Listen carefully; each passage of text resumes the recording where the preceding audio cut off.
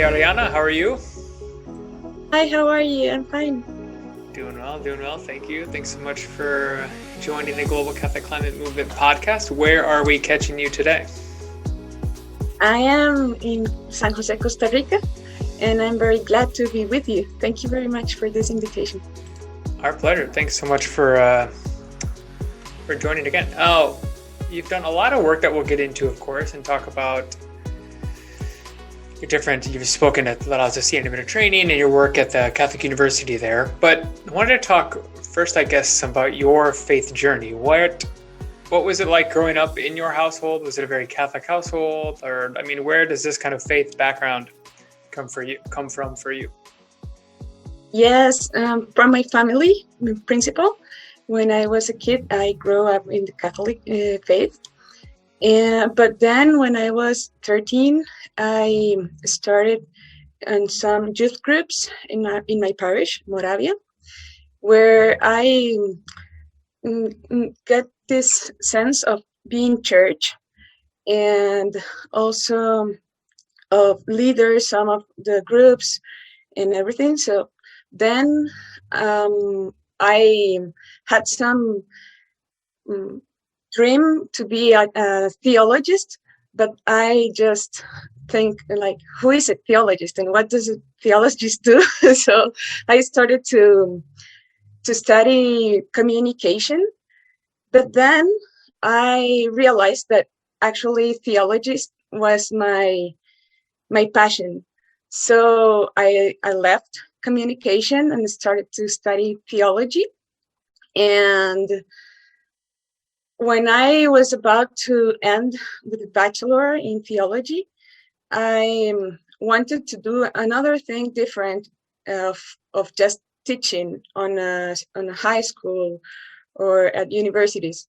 So I began to look on the web for some mission experiences, and that's how I got to Peru for the first time in 2012, and that actually like stamped my life. Yeah. Fascinating.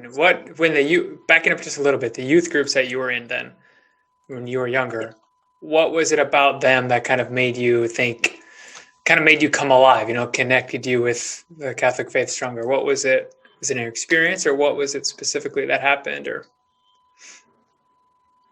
Actually, I think it was like maybe the experience of being church, as I said, of being group and having my friends and my teachers on faith, but also um, probably reading a book, um, Historia de un alma, which de Santa Teresita, um, the story of my soul of Saint Teresita. Mm-hmm.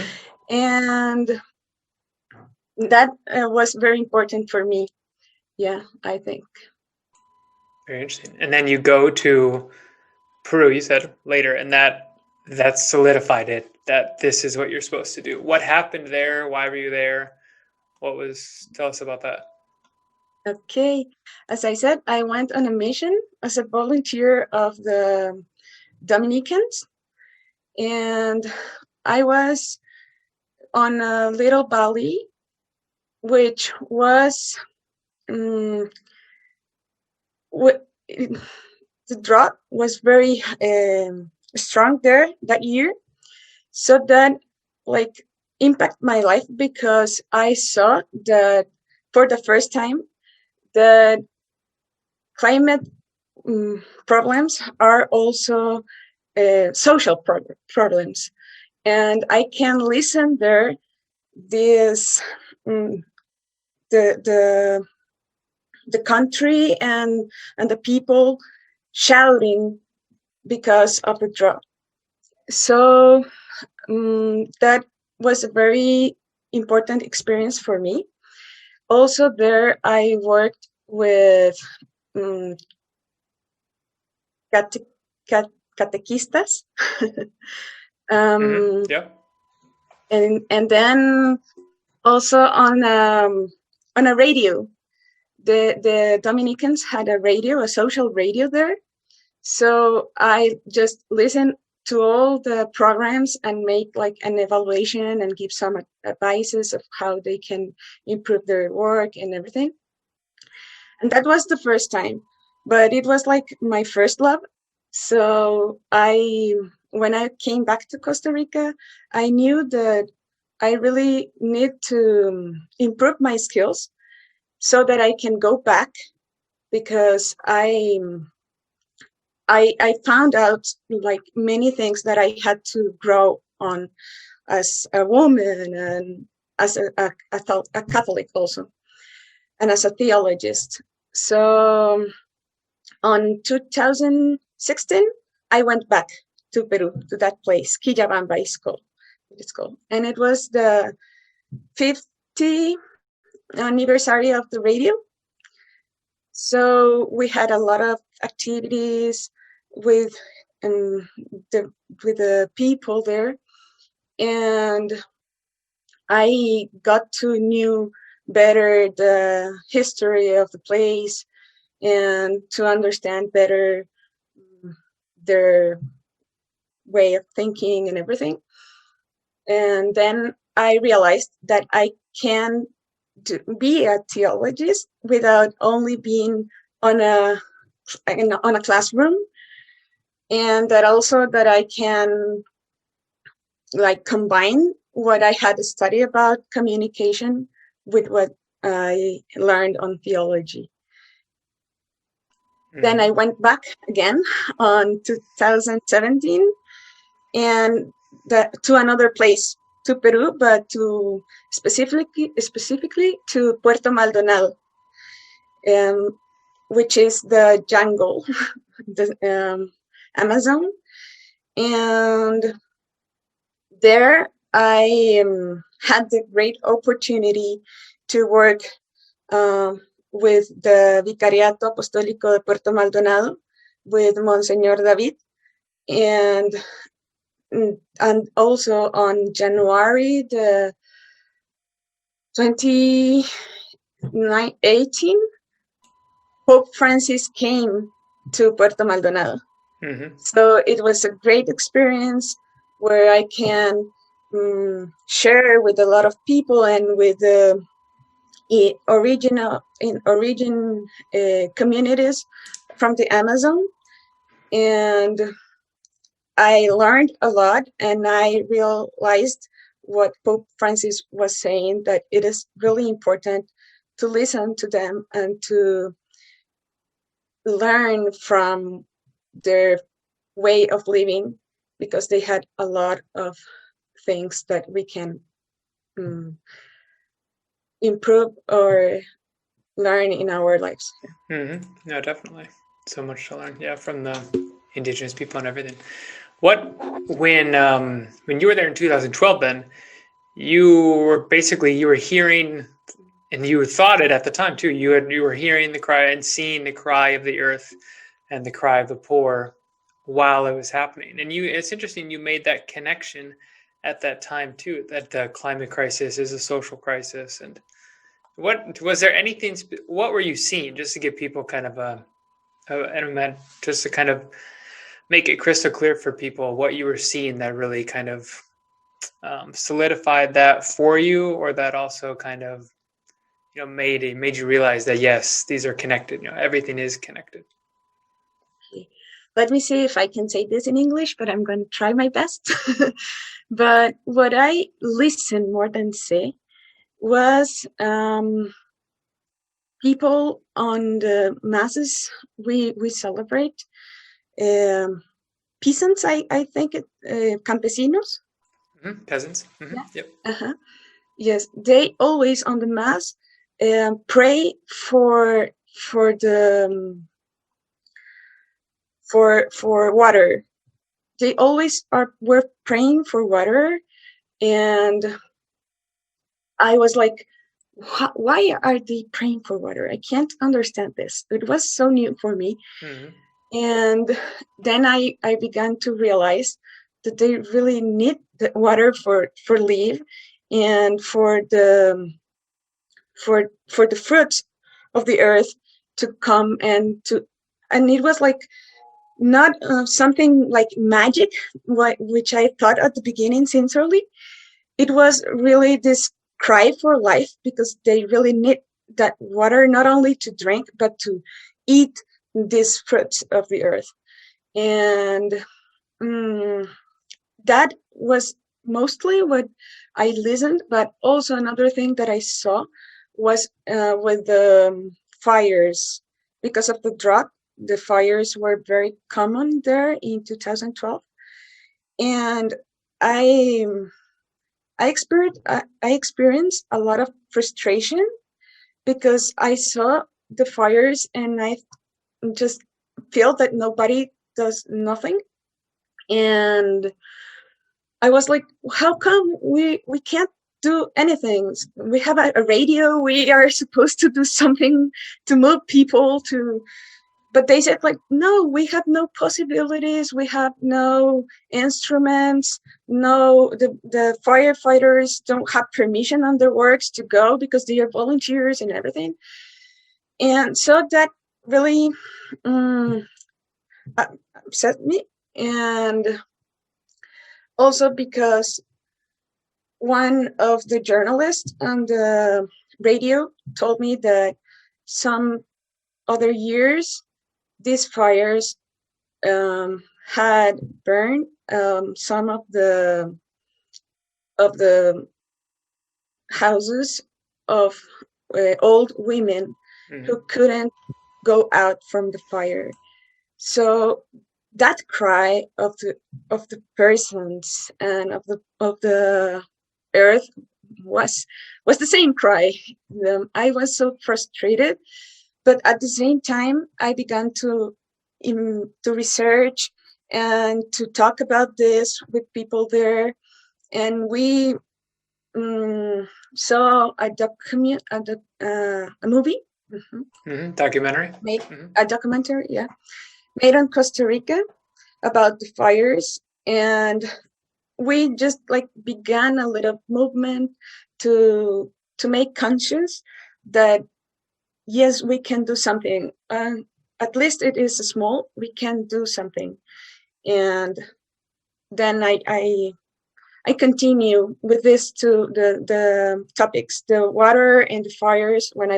When I came back to Costa Rica, I tried also on my classes to talk about that with my students, to research, to talk to family, to persons on the parishes, and then Laudato Si came on 2015, and it was like, wow, this is exactly what I was looking there and reflecting on these years. Yeah. Yeah, it's so interesting. All that time is before Laudato Si, and then yeah, what was it like then when 2015, of course, Pope Francis writes and signs Laudato Si? What was that like for you? You had been kind of thinking, making these connections, and then to hear that come from His Holiness. Yes, it was great because my thinking was that the church does nothing about this. The church does not matter about what is happening. That was my feeling. But then when Laudato Si came, it was totally different. Everything began to change because, on everywhere people began to talk about this topic. And even though there's a lot that we have to do, and, it's not that Laudato Si has this impact that should had, unfortunately, but definitely it is pretty much more than what I saw on that years.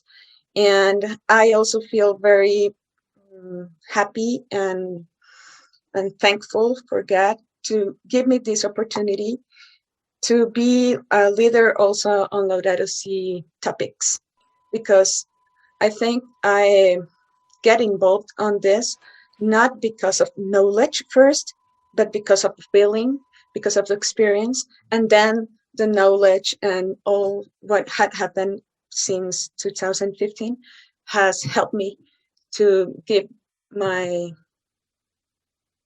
service to the church and to the world. Yeah, there's been some progress, obviously more progress to go with Laudato Si. Yeah. And so you are if I have this correct, you're the deputy director of Laudato Si Observatory at the Catholic University of Costa Rica? I was. Okay, you were. Yes, I worked there for a year and a half, or yeah, kind of. And it was a really good experience. I loved it. It made me knew a lot of people all around the world, and also we developed an index of integral ecology, and we measured about 119 countries all around the world. Mm-hmm. And we had this opportunity of try to transform the Laudato Si content on an index, Mm-hmm. which is really difficult, which is not yes, it's not that easy, but you can have some statistic measures that can help to approach to this measurement. So, as I said, it was a great experience, but now I am on another project, and well, I would like to be back on some time, but I think God's ways for this moment are not there for me. Mm-hmm. What are you up to now? What's taking up your time now? What's your project? Now I am living on a common house, called Casa Maria, Mary's house, of a parish here in San Jose, Costa Rica, which is for women that are vulnerable for on some way. So now I am leading this project, and I live with 3 girls, which on these months of the COVID-19, they they they had no work, and they were on the street for the first time. But then we contact them, and they have now this house, and we try to live here the Laudato Si message in all its integrity. It's like, for me, it's an answer, a concrete answer to Laudato Si, and to try to live integral ecology, because it's not only answering for their cry, but also learning about them and trying to care together for our common home. Mm-hmm. How do you try to, in the house, what ways or examples do you try to live Laudato Si in Casa Maria? Okay. Well, first of all, I think it begins on the way we relate to each other. This caring for each other, and caring for our community, and caring for our environment. It's the first care, love. But how? Okay, first of all, the first thing we did together was to grow some seeds, and we had our huerta. Garden or orchard? Yeah, well, yes, our garden. Yeah. So we began like 3 months and a half before, and now we have. It's still a little bit difficult for me to say this in English, but different products on our garden. Yeah. and we have eat from them, and also now we are also selling some of them because we have a lot of plants. And then, of course, trying to recycle the best we can, and trying to be responsible with the use of water, of light, energy in general. And now for this December, we are thinking a project with a community. It's our first project with the community, because here there is an important problem of soil. I'm so sorry. No, you're okay. Desechos sólidos. Mm-hmm. Well, with garbage Of course. in the community. Yeah. So we want to do not like a direct message for the community, but we want to do oh my god, un portal de Navidad. Okay, so kind of a window to Christmas, kind of an opening to Christmas. Well, Yeah, I and get a what you're saying. Christmas activity, Mhm. yes. But on that Christmas activity, we can talk about our responsibility with our common home and about the garbage and everything, so that we can also try to get people to have their own responsibility managing the garbage. Yeah. Oh, okay. So that's our first project, but also near here there is a river, very near. So for the next year, we want to get involved with some universities that are also worried about that river and its contamination, so that we can also help there with them and work together. And those are our dreams. We are just starting, but it has been very, very nice, a nice experience. Yeah. Mm-hmm. Definitely. Was it this work then, or other work? I was reading in El País, a bunch of work in the Amazon, and with the human trafficking work and hearing the cry of the earth and the cry of the poor. Of course, there was it. This work that brought you there, or was it your previous work, or? It was on 2017 on Puerto Maldonado. Yeah. Okay. Mm-hmm. I was there. We went to visit the indigenous people every weekend, and we went to different communities. And many times we saw the minery, and it was awful. No, awful is not the word. Terrible. Yeah. Mm-hmm. And then one time we went to this town where we saw 11 places where they were exploding girls, young girls. And a teacher of that community told us that in each of these places, there were like 8 to 10 girls that were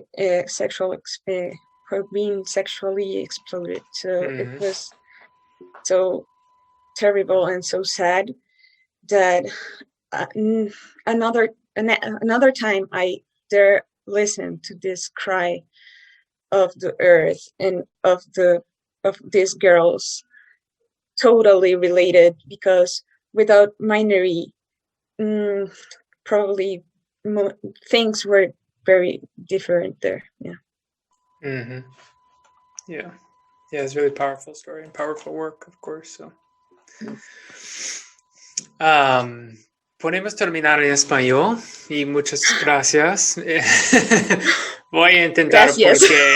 porque has intentado super bien. I'm going to try because you have tried so well for English. So, gracias. Tú has hablado con las clases de animadores también y con MCMC. ¿Y cuál es tu mensaje para todos los animadores? So just to translate quickly, you've spoken with Laudato Si animators. What is always your message to the Laudato Si animators during their training? Por favor, hablas en español. Claro, gracias por esta oportunidad de hablar en español y expresarme más libremente. Placer. Sí, ¿cuál sería mi mensaje para los animadores Laudato Si del Movimiento Católico Mundial por el Clima? Yo creo que lo principal es que nuestro trabajo, nuestro servicio de verdad nazca de un encuentro con Cristo. Es ahí, en el encontrarnos con Cristo, en ese grito de la tierra y en ese grito de los pobres, que nace nuestra fuerza, nuestro empuje para poder comprometernos realmente en los grandes desafíos que tenemos por delante. Entonces, no desviar nuestra mirada de Él, que es al fin y al cabo el Señor y el dueño de todo el universo, en quien tenemos puesta nuestra esperanza y sabemos que por más mal que estemos, Él al final recapitula todas las cosas, ¿no? O sea, Él lo hace nuevo, todas las cosas, creemos en esa promesa y nos está invitando a ser parte, a ser colaboradores en esto que Él quiere hacer. Porque donde abunda el pecado, sobreabunda la gracia. Y si hoy vemos muchas tragedias, mucho fruto de nuestro pecado humano en nuestra sociedad, creemos y eso nos da la fuerza para seguir adelante luchando con la esperanza de que veremos la sobreabundancia del amor de Dios en nuestra tierra. Very well said. I would try to translate, but we won't go there.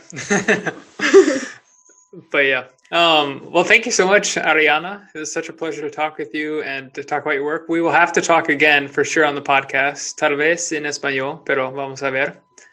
Just to keep your works inspiring and to keep people informed about the great work happening, but also the great work going on in Costa Rica and in other parts of the world. So thank you again for making time.